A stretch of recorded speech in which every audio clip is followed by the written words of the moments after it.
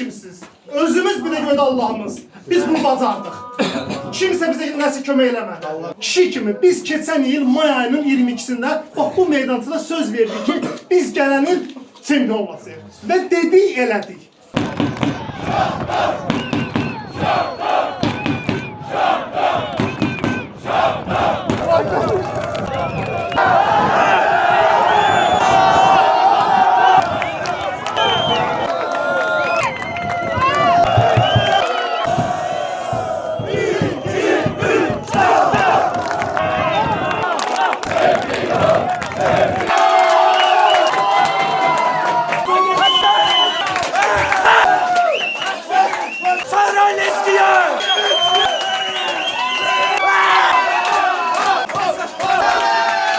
Layiqli çempionluq deyərdi. Möhtəşəm Şaxta Qusar azarkeşlərini ürəkdən təbrik edirəm. Onlar bu çempionluğa layiq idilər. Azarkeşlərə, klub rəhbərliyinə, rayon rəhbərliyinə, hər kəsə təşəkkür edirik və təbrik edirik. Şahdat çempion.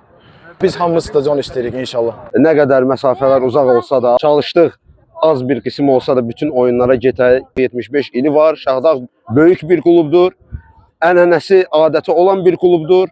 Bölgələrdə futbol mütləq yaşamalıdır. Çox istəyərdik ki, rayonumuzda bir stadion olsun. Çünki İnşallah birinci liqada da daha iddialı olub, birinci liqa çempionluğunu yaşayıb Premier Liqa sevincini görərik.